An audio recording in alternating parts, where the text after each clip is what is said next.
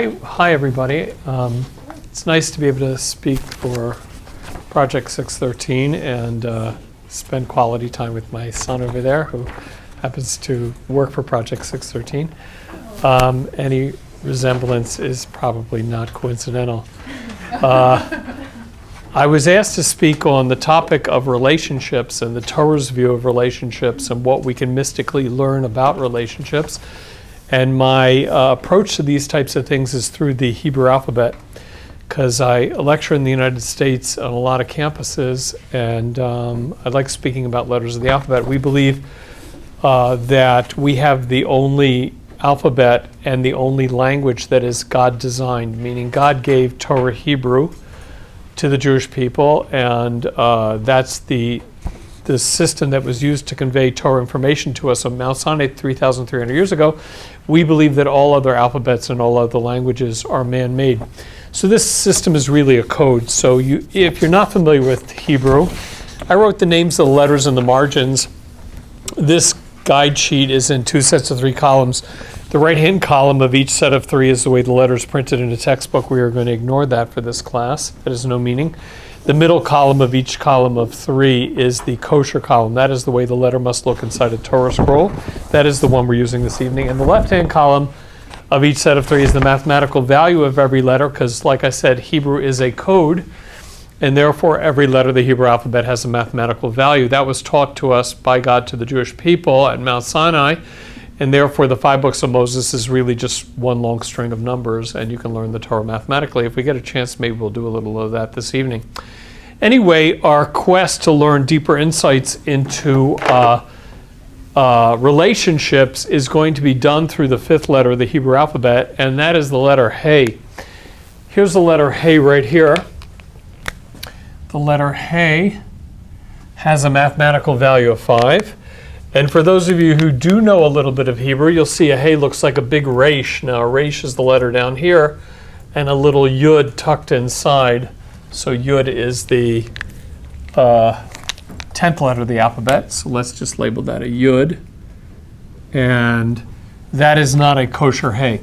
A kosher Hey is not a combination of this resh and yud. There is no such thing in Judaism. A kosher Hey is actually a very large daled, which is the 4th letter of the Hebrew alphabet, daled, on your chart, 4 letters down, with a little yud inside. So a kosher Hey actually looks like, wrong letter here.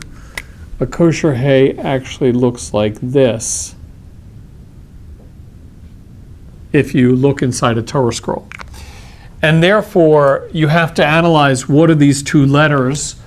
Why are they in combination in this 5th letter of the Hebrew alphabet? And what does that teach us? So in a longer version of this class, we would actually analyze the letters in detail. Dalet is the 4th letter of the Hebrew alphabet. And it is the letter in the Torah that represents the physical world on its simplest level. So whenever you see Daleds in Torah, think simple physicality. Now, that idea that a dalet is the letter of physicality is its own class, and it takes me about 45 or 50 minutes to explain why. And I can't do that for you this evening because we'll lose the bigger picture, which is the dalet yud integration of the two, which is the letter Hey. So in just 60 non-satisfying seconds, dalet is physicality and has a value of 4, because in a human brain, your decision-making really is front, back, right, left. We're not birds, we don't fly. We're not moles, we don't tunnel into the ground. So when we make decisions in our brains, it's as if we're in a two-dimensional grid. It's like the world is flat. And therefore, the Torah often defaults to that metaphor for the physical world. Like in the book of Prophets, it often says that even though if we sin, we'll be exiled all over the world, God says in reassurance, don't worry, one day I'll gather you back from the 4 corners of the earth. And the earth is round, it doesn't have corners, but the idea of 4 is that physical grid that we're spread out over as if the world is flat. So Daled represents simple physicality. That's why the root of the word Daled is the word Daled, the root of the word dalet is the word dal, which means simple or poor, because the physical world is a facade that hides the real spiritual beauty, and that's the spiritual realm. The physical world is just sort of a mask that God hides behind to prevent us from tapping into spirituality so that we can preserve our free will. So dalet represents the physical world. Now, what would a spiritual letter look like if dalet represents physicality? A spiritual letter ideally would not use any physical ink. A spiritual letter ideally would be a blank spot, because why would you use physical ink to represent the spiritual realm? In other words, if God wanted to design a letter representing heaven as opposed to the physical world, or your soul as opposed to your body, or your thoughts as opposed to your brain, ideally you wouldn't use a physical shape for that, because it's a non-physical ideal. But using a blank spot is not practical. If you're designing a Torah scroll, every time you wanted a spiritual letter, if you left a blank spot, you wouldn't know where words start and stop. So if God says, listen, I want a letter of spirituality, but you have to use ink, so then ideally you use the least amount of physical ink possible and you make a dot. And that's exactly what God did, because the letter of spirituality is the least physical of all the letters of the Hebrew alphabet, and it's the only letter that floats in the air. Aleph, Bet, Gimel, Dalet, Hey, Vav, all the other letters of the alphabet consider a line. Yud is a tiny drop of ink that floats, and therefore Yud is the Torah's letter of spirituality. So therefore, a Hey, the fifth letter of the Hebrew alphabet, really represents the integration of the physical and spiritual together. It's that big physical Dalet with a little spiritual Yud hidden inside. And that's why metaphorically we look at this world as if this world was created by that combination of Dalet and Yud. In other words, when you look at the world, what do you see? You see all this physicality, right? You see the physical world in all its complexity. But from a Torah perspective, you can't be fooled by all that physicality, because everything, according to the Torah, has a spiritual basis to it. And therefore, there's spirituality hidden in everything. For example, when you meet a person, what's the first thing you notice? Outer layer of cells of their body? That's Dalet. Clothing, Dalet. Makeup, jewelry, Dalet. It's all physical, physical, physical. But when you get to know somebody deeply, you'll say, 1 second, this is not just a mass of cells wearing clothing. This person is spiritually unique. There's 1,000,000 watts of soul in each person that makes them different from everybody else.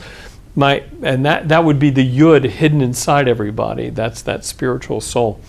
My favorite example of this is I teach at a college of Jewish studies for women called Neve Yerushalayim, and last year we had identical twins from South Carolina. And these two women were so identically twinned that not only were they impossible to tell apart, they couldn't tell each other apart. And you think, that was one fertilized egg that split, and that means that each one has 1 trillion cells in their body, and all those trillion cells in each of their bodies are identical. And it's just, in terms of Dalet, they are two identical Dalets. But why aren't they the same person? Because God didn't put the same soul into each of them, and therefore each one's unique, but they're unique on a spiritual level. On a biological level, they're identical. So that's the idea. The physical world contains something spiritual. God, according to science, creation is 13.8 billion years ago in a Big Bang. According to Judaism, creation is every single instant. God is constantly willing every atom, molecule, electron, every subatomic particle into existence every single instant.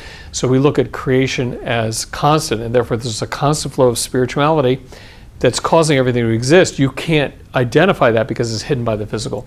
So that idea of spirituality hidden in the physical is this combination letter right here. And therefore you could say, okay, once a Hey represents the integration of the physical and the spiritual, what does God do with the Hey grammatically? Because in other languages, grammar is designed to punish high school students. And in Torah, since God designed it, grammar always teaches philosophy. So let's see what God does with the integration of the physical and spiritual. So let's take an easy Hebrew word, like the word yeled. I could pick any Hebrew word, but I'm just picking easy ones. By the way, you do not need Hebrew for this class.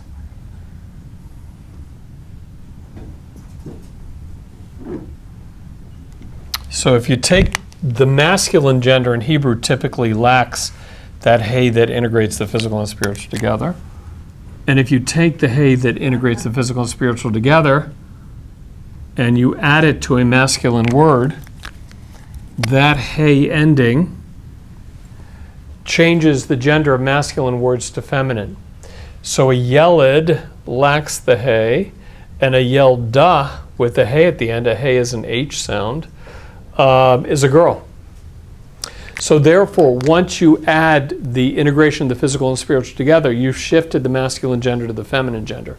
Now, you can't, hay is called a letter of completion because there is no way to fulfill your potential until you achieve a healthy integration of the physical and spiritual together. If you're all Dalet and no Yud, meaning you're all body and no soul, you're a corpse. So you can't fulfill your potential as a corpse. If you're all Yud and no Dalet, well, that would be like an angel, right? It would be all spiritual, no physical, but of course they can't fulfill their potential either. So the only way for you to fulfill your potential is to achieve a healthy balance, a healthy integration of the physical and spiritual together. And that means you have to take care of yourself physically and you have to take care of yourself spiritually. You need both. So once you get that completion, that integration of the physical and spiritual, what you've done is you've seen indirectly now that the masculine gender is incomplete because it lacks the ability to integrate the physical and spiritual together. And once you create that integration of the physical and spiritual together, you've added an element of completion and you've switched the masculine to feminine.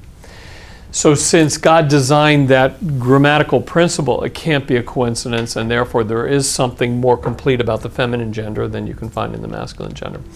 So now we need to do definitions of gender, because if that integration of the physical and spiritual is causing the masculine to become feminine, we need to know what's masculine and what's feminine.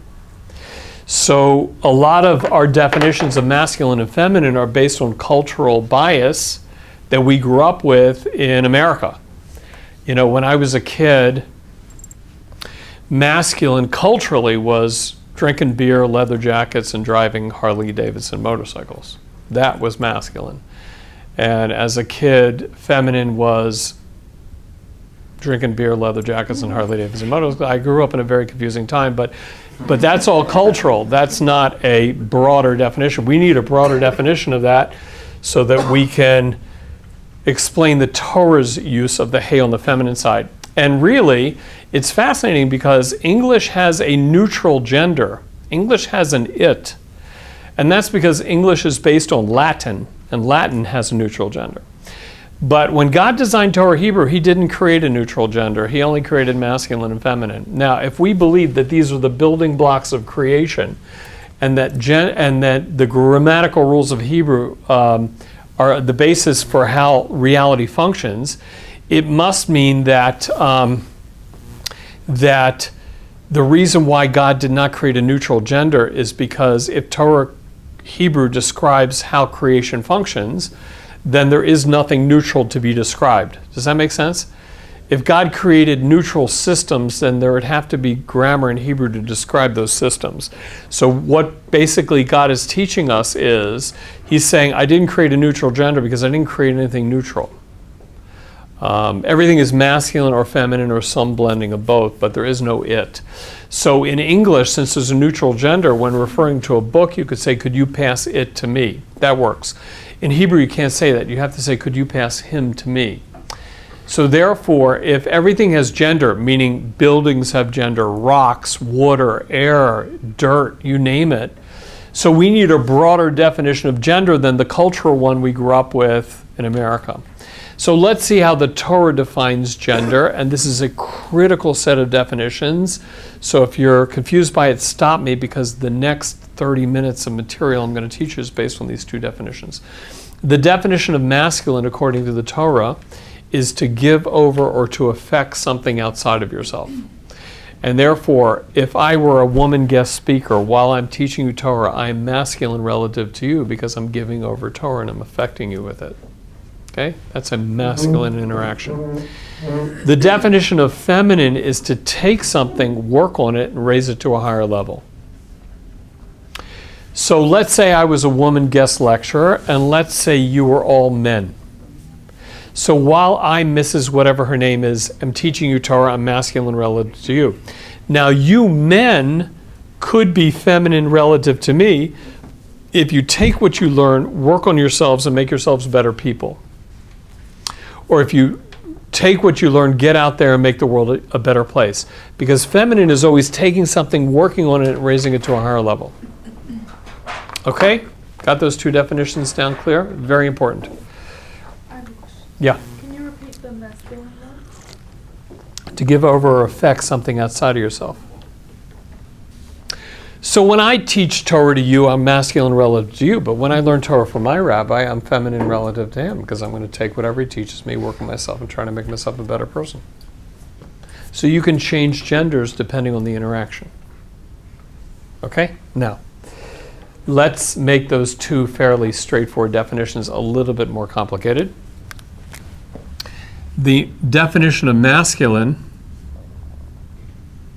in Jewish mysticism is what we call the basis for chesed. Chesed is a technical term in Judaism to describe what can I do for you, how can I help you. So chesed is sometimes called loving kindness. Chesed is based on giving. So if you're headed for the airport and the taxi doesn't show, it would be a chesed on my part to volunteer to drive you there myself. That's a chesed. Or to watch your kids for you so you can go shopping. That's a chesed. So chesed is giving. It's what can I do for you, how can I help you? And since chesed means I'm giving over and affecting somebody outside of myself with my time, my money, my effort, my energy, it is masculine. And it is not associated with limitation.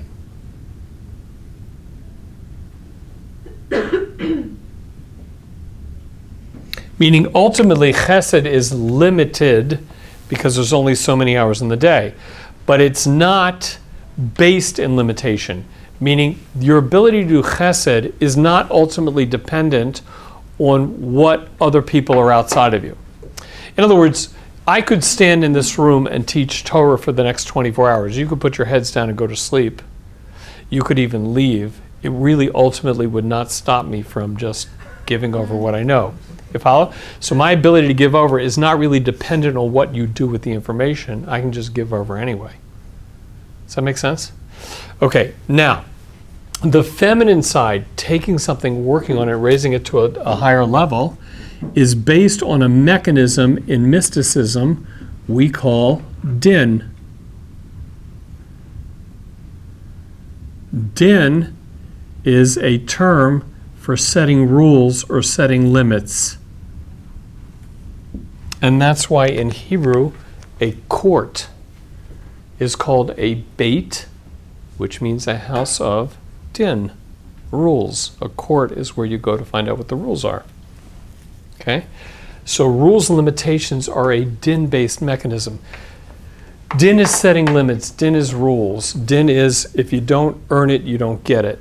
Right? Din is the opposite of chesed. Chesed is I love you, what can I do for you? And din is no, there are rules. If you don't earn it, you don't get it.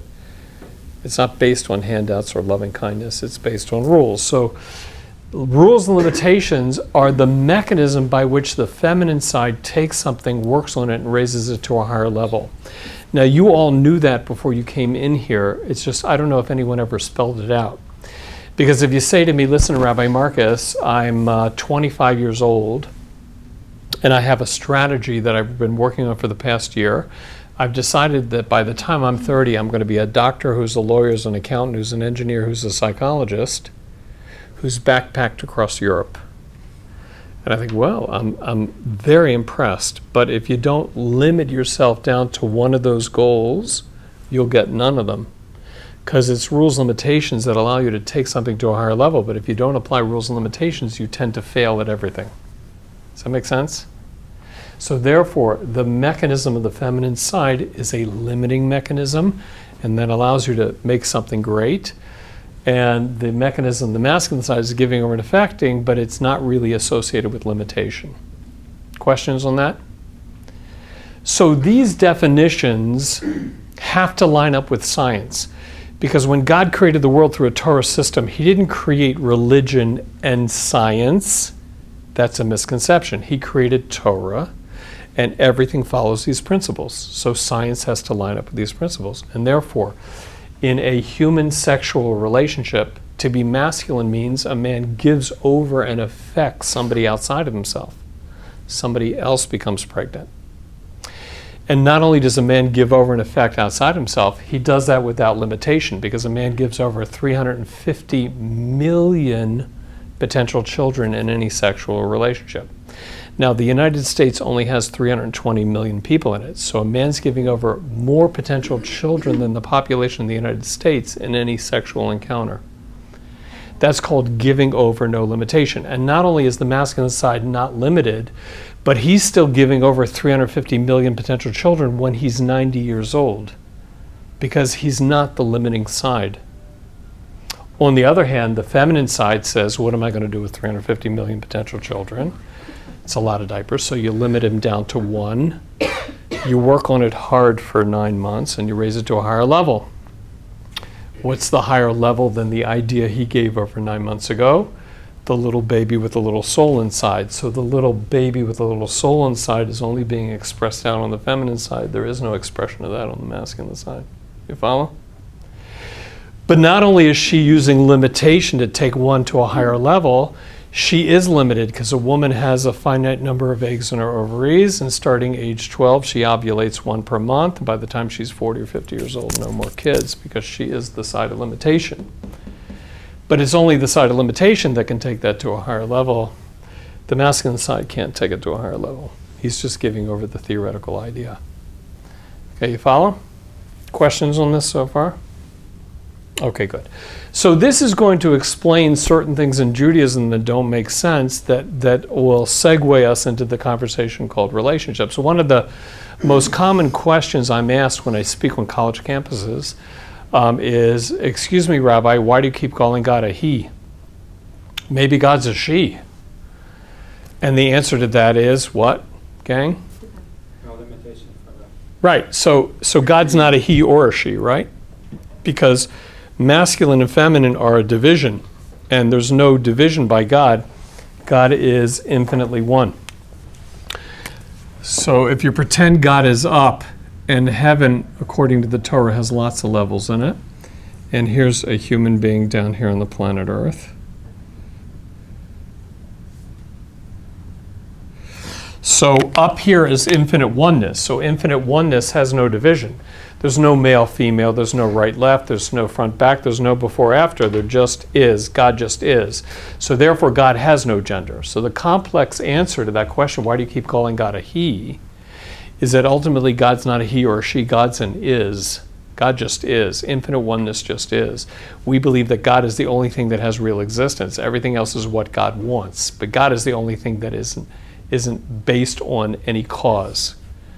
God is causeless.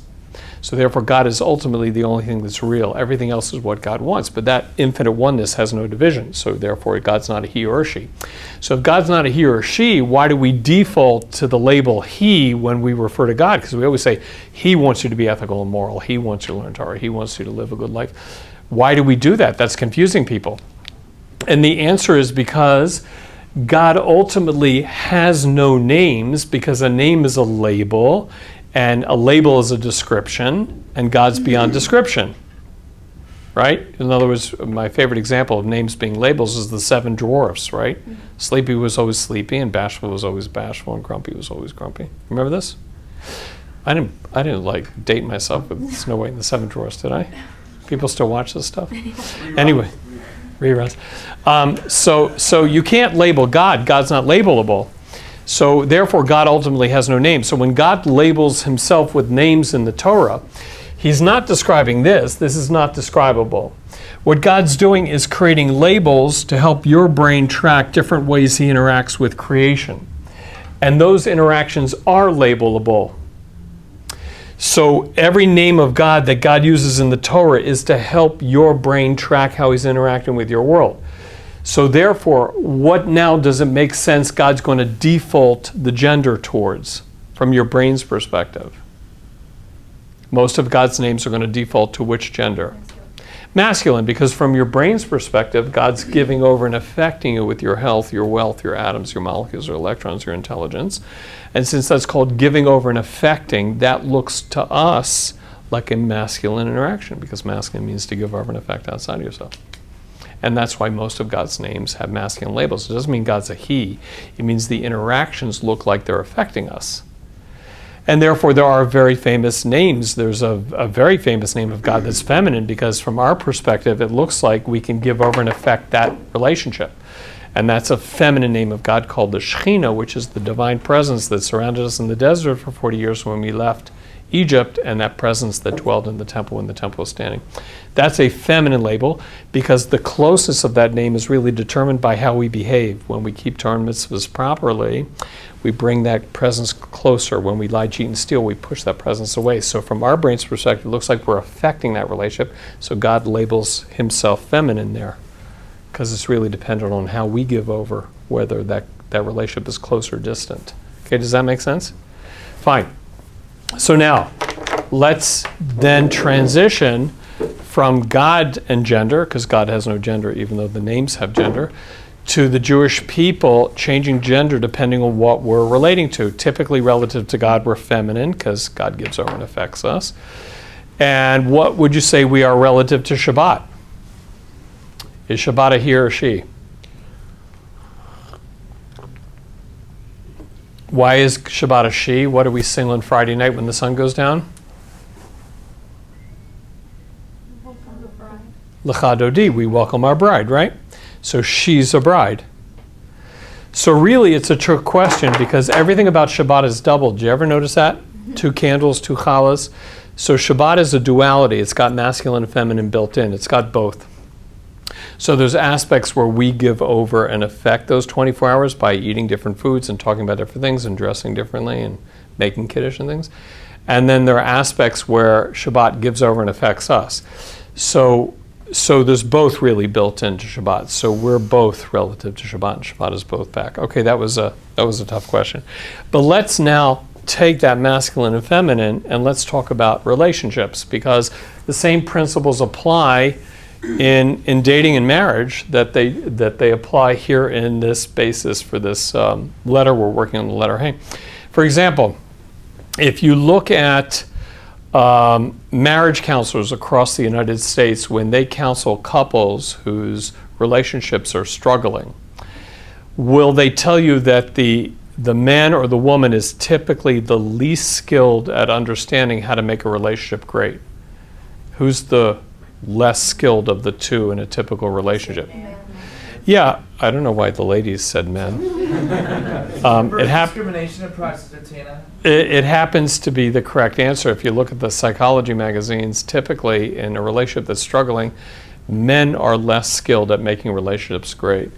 And one reason, it goes back to the principle we just learned, because in the male worldview, remember, masculine means to give over and affect outside yourself without limitations. So in a man's brain, everything is equally outside of him and everything is equally affectable because that's what we do.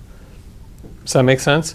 So in a certain strange way, we marry our wives and we marry our career and we marry our car and we marry the internet and we marry our health club and we marry our golf game, and they're all equally outside of us and they're all equally needy. Our boss needs a report on his desk, our car needs a tune-up, our health club needs us to work out, our golf game needs us to practice, and our wife needs a conversation. It's all equally outside of ourselves. And therefore, it's hard for us to take one to a higher level. That's a feminine strength, right? They're all equally outside of it in a man's world. The feminine side is better at relationships because feminine is using rules and limitations to limit down to one thing to take it to a higher level. So in a woman's brain, I married him, and I didn't marry my career, and I didn't marry the TV, and I didn't marry the internet, and I didn't marry the health club, and I didn't marry my golf game, and therefore I expect more from my relationship with him than I expect from those other things. That's what a relationship needs. That is a feminine strength. It's not a masculine strength. And therefore women, as a default, tend to be stronger and clearer at what relationships need and how to take them to a higher level, which works very well. You see this over and over again. I remember that my wife and I ran a beginners synagogue in Toronto in a Jewish area that wasn't particularly religious, and you'd see couples who would meet and date and fall in love and move in together and live together happily for 3 or 4 years. And you know, they were pushing 30, maybe they're in their early 30s, and the girlfriend would turn to the boyfriend and say, you know, we've been living together for the last 4 years. why don't we make our parents happy, make the relationship more official, let's get married, maybe we can start a family. And the guys would typically say, gee, I don't know, all our friends are getting married, they're all getting divorced. And our relationship's so good, do we really want to make it more complicated? And the girls turned to the guys and said, yeah, but after living together for 4 years, it's not like there are a lot of surprises. We were practically married anyway, we just haven't had a ceremony. And then the guys say, you know what, you're right. And they get married, and within a year or two, they're divorced. And all their friends are scratching their heads. You see it over and over again. They're thinking, it's such a great couple, what went wrong? And the answer is, she made a big mistake. Because the mistake women make, no offense please ladies, the mistake women make is that women think that men think like they do. And we don't. Our brains are wired totally differently. You have to back up to when this couple first met 4 years ago, 5 years ago. What did this guy want?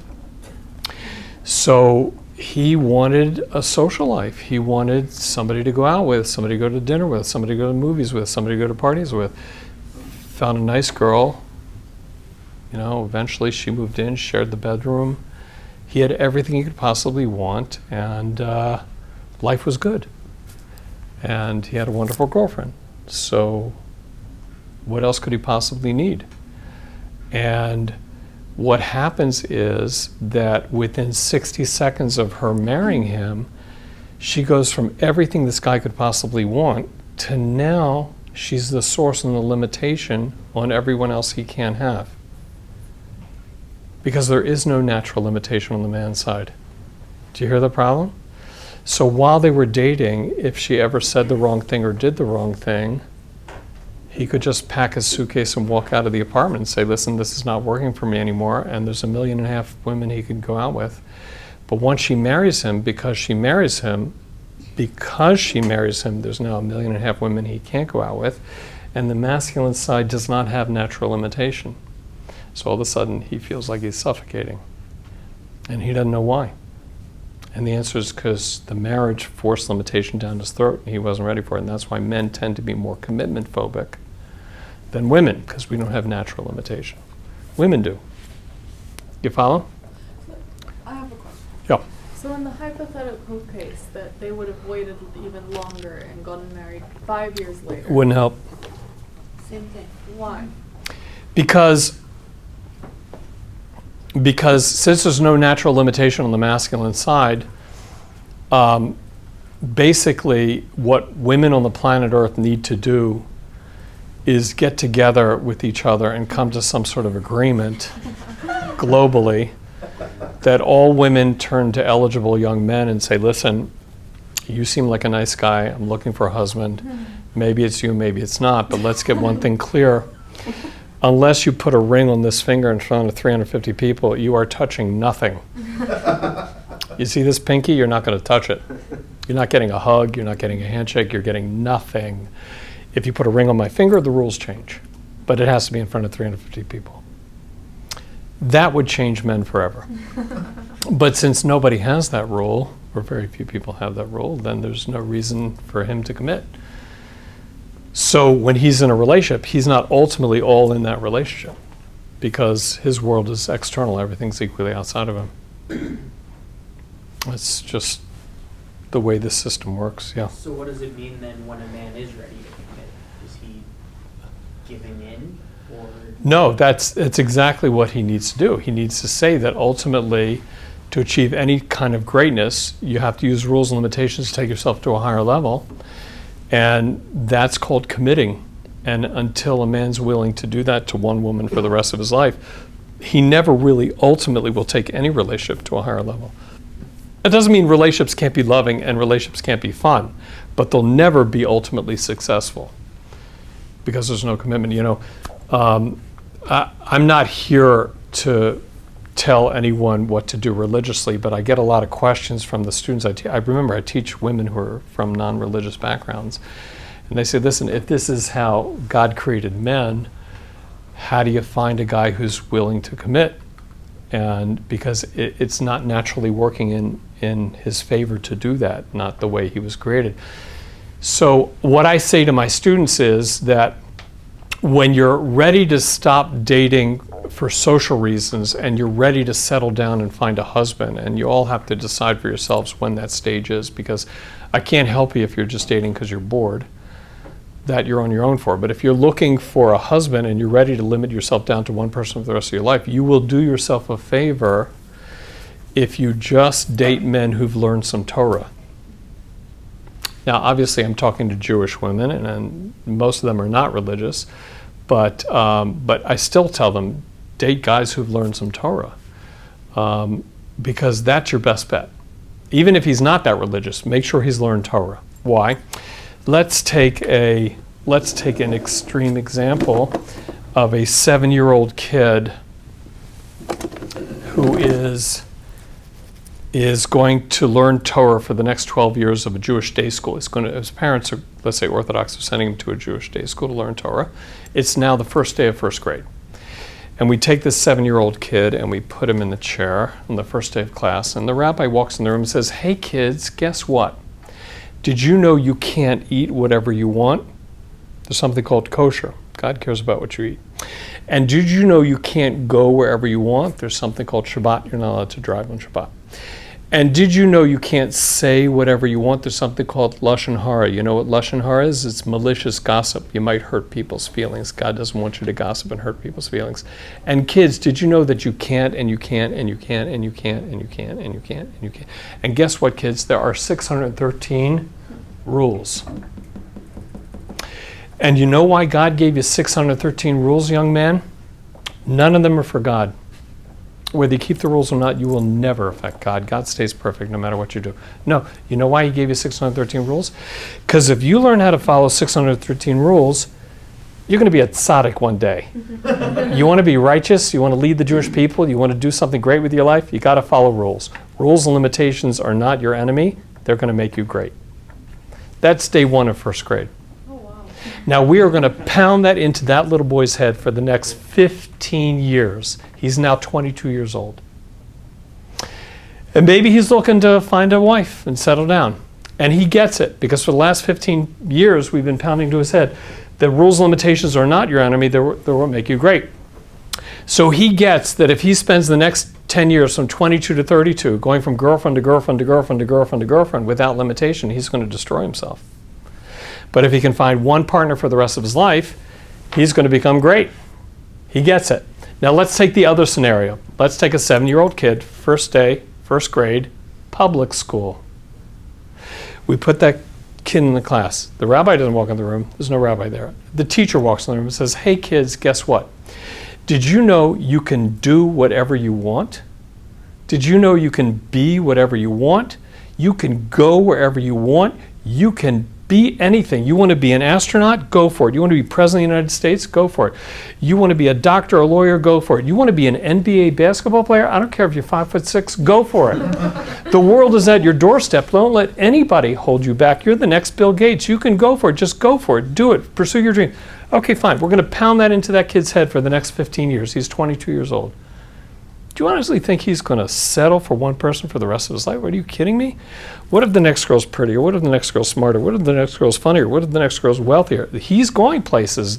You can't drag this kid down. So he's going to be in his 30s, and we're going to still say, cut it out already. Find one person. He says, but my dreams, my goals. I don't want anyone getting in the way. So that's what we're up against in the regular school system, because he doesn't get rules and limitations are going to hold him back. And that's why learning Torah is so important for a little boy. Because Torah is feminine. What about for a little girl? She has natural rules and limitations. That's why, ladies, your husbands, according to Judaism, have a stronger mitzvah to study Torah every day than you do. Now, you have to learn Torah because you have to learn how to be an effective, ethical, moral person that contributes to society without accidentally damaging people. So everyone in this room has to learn Torah. But the men in Judaism have to go to shul every morning, and before they go off to work, we got to learn 5 minutes a day, 10 minutes a day, something. because that system of rules and limitations is a feminine system. Torah is 613 rules and limitations that take you to a higher level. And that is the natural balance to our weakness, which is we don't have natural rules and limitations, and therefore we tend to look at everything equally outside of ourselves, which makes us commitment phobic, which makes it easier for a guy to go from girlfriend to girlfriend to girlfriend to girlfriend than it is for a girl to go from boyfriend to boyfriend to boyfriend to boyfriend. Questions, yeah? So are you saying because the men don't have rules, Have natural limitations. limitations, then that is why they have to learn? I'm saying the that rules it in can't be a Torah? coincidence that God put a stronger mitzvah on your husband to learn every day than he put on you, because you have that natural system built in and your husband doesn't. And therefore this secondary system is going to create the healthy balance to that side of him that lacks the rules and limitations. And that's why men are vulnerable to all sorts of external pressures and forces and things. That's because they look at equally outside of them. Other questions? How are we doing? Okay, so let's take a look at the word for man and word for woman. Let's take a guy and a girl are set up on a date. And they're sitting in a cafe sipping coffee, trying to get to know each other. And he's masculine, so he gives over and affects outside of himself. So he's sitting opposite this girl, and they're trying to figure out, are they right for each other? Now, if he's giving over and affecting outside of himself, what is he going to give over? So everything has to come from something. So whatever he's interested in is what he's going to fill himself up with, right? If he's into stocks, he'll talk investments. If he's into baseball, he'll talk his favorite teams. If he's into music, he'll talk his favorite rap songs. But whatever he fills himself up with, that's what he's going to give over. The problem is that all those things are finite and could drive the poor woman crazy. She could jump out the window of the restaurant if you don't stop. So what is he supposed to be giving over? So in terms of the Hebrew spelling for man or for woman, the roots of the two words are identical. But you see, they both have the Aleph Shin root. The word for man and the word for woman are spelled with the same root. But a man's unique letter is a Yud. So the word Ish has as its unique letter a Yud, which means a man's job is to reach in and metaphorically up for that Yud of spirituality. That's the Yud that's floating up in the air. The Yud is the letter of spirituality. We did that in the first few minutes of class, remember? So his job is to reach in and up for the Yud of spirituality. That's the Yud of Torah. That's the Yud of how God's running the world. And he's supposed to be a pipeline, a transmitter of that Yud into the world. So instead of talking stocks or sports or music, ideally, he's supposed to be talking, what are we here for? How do we make the world a better place? How do we become better people? How do we work on our ethics and morality? How do we lift ourselves up spiritually? How can we get a better relationship with God while we're here? That's sort of pipeline of spirituality into the world. So the masculine side is the side that transmits spirituality into the world. We're supposed to be pipelines of transmission. That's a powerful male. A powerful male is going to try to create that flow of spirituality. What's the unique letter of a woman, an Isha? So she has the Hey. An Isha ends in a Hey. So what's the job of the feminine side? So the job of a woman is to go out into the Dalet of the physical world, because Dalet is the letter of physicality, and show that everything in the physical world hides a higher level spiritual purpose. In other words, a woman is supposed to go out into the Dalet of the world and show that it all has a higher level spiritual purpose hidden inside. For example, a car. So a woman's job is to look at the Dalet of a car, because a car is all physical, right? It's glass, metal, plastic, steel. It's all Dalet, Dalet, Dalet. But her job is to say, hey, this car is not about Dalet of physicality. This car hides a higher level spiritual purpose. What's the spiritual purpose hidden in the car? Visiting the sick, taking food to the poor, going to honor my parents, taking my kids to school. That's the higher level Yud hidden in the Dalet of a car. Once you realize that the Dalet of a car is for a higher level spiritual purpose, you don't need a BMW to visit the sick and take food to the poor. A Toyota works just fine. So the feminine side's job is to express out the spirituality hidden in the physical world. So the feminine side is the side of expression. And therefore, a woman needs to fuel her spiritual self, that's her neshama, her soul, so she can go further out into the Daled to express out more spiritual potential in the physical world. So the stronger your Yud, the further out into the physical world you can go. The weaker your Yud, the less into the physical world you go before you get damaged. Any questions? So any questions? You guys with me okay? Can I tell that to my wife when she does all the carpools? Yeah, for sure. Dear, you're just expressing the spirituality within the physical. She's like, buddy, why don't you express the spirituality? Get behind the wheel. Do I some think you carpools." should probably take turns. I Next week she's going to Israel. I have 6 children to watch. Wow. Please start praying. Okay. So this transmission versus expression creates the chart we call flow down, flow back. Ideally, there's supposed to be a pipeline of Torah theory into the world, how the world's supposed to run. That's coming down the masculine side and being given over with no limitation. And then the feminine side is supposed to limit that down, work on it, and raise it to a higher level. So I come home and I say, guess what I learned this week? We should put mezuzahs on the doors. We should keep a kosher kitchen. We should keep Shabbat. We should not speak lashon hara, it's malicious gossip. We should. And I come in with all these things that I've been learning. And my wife's job is to say, 1 second, too much, too fast, we'll never get it all. Let's just pick one of those topics and work on them. You said we're not supposed to speak lashon hara, it's malicious gossip. We might hurt people's feelings. Okay, fine. So let's put reminder notices by the telephones. Let's review these rules at the Shabbat table once a week. Let's play don't gossip games with the kids, and we can make the home gossip free. That's called expression. That's called let's make the theory work. Otherwise, I give over the theory, nothing makes it work, and we just keep doing it and feel guilty. You follow? So the transmission needs its expression. So there's a theory coming down and a fixing up that has to go back.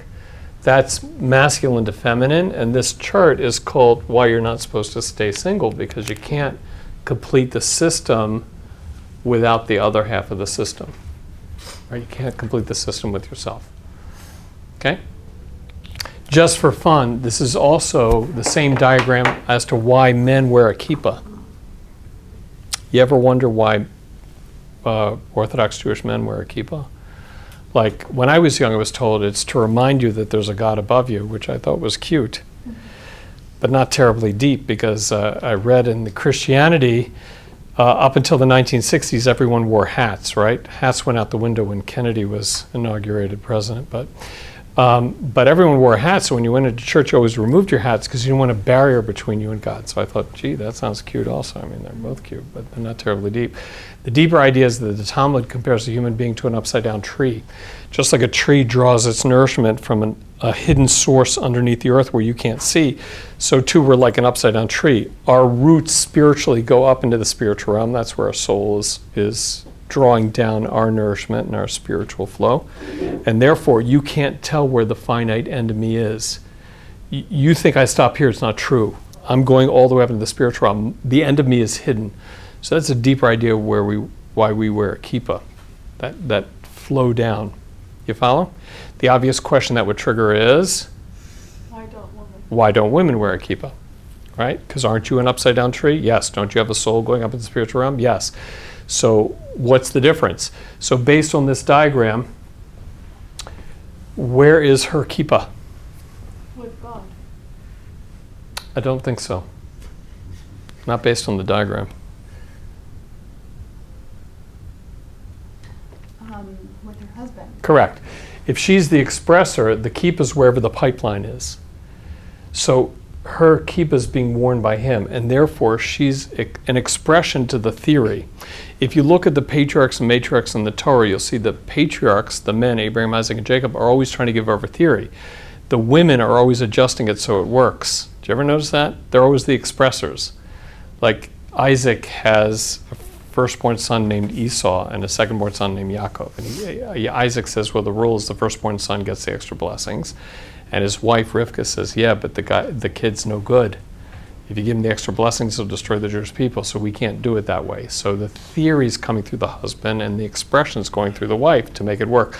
So therefore, if you're married, ideally your husband is part of that pipeline of spirituality in your home. If you're single, then that kippah is wherever your sources of Torah are, the books you read, the lectures you listen to, wherever you're getting your spiritual flow from, that's the hidden source. So that's the partnership, flow down, flow back. That's the idea. So theoretically, that yud of spirituality is fueling over here, or you're getting that spirituality from whatever source you can get it from. What happens when the masculine world looks at everything equally outside himself?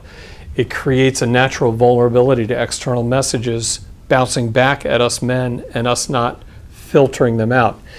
But if the feminine side has rules and limitations, so rules and limitations create natural filters. Does that make sense? A rule is a filter. In mathematics, a rule could be even yes, odd no. So if you say even yes, you allow in 2, 4, 6, 8. You say odd no, you filtered out 1, 3, 5, 7, 9. See how rules create filters? Nod yes if you're with me. Yeah? Okay, good. The masculine side gives over and affects outside of itself. So we see everything as safely over there, and therefore we don't have a sense that it's bouncing back and affecting us, and therefore we're very affected because we're not filtering. So for example, yeah. I want to just see if I'm following. Okay. The male is coming from a kind of ruleless side, structureless side, and moving towards one that's structured. We are transmitters and therefore effectors, and the feminine side are receivers and therefore implementers and expressors. What I want to understand is, in the way that I said it, I agree with what you just said with you. Do the women move from a place of structure to less structure, or no? In the same way that you're sort of communicating that men are moving from no structure towards it in a healthy aspiration. Right.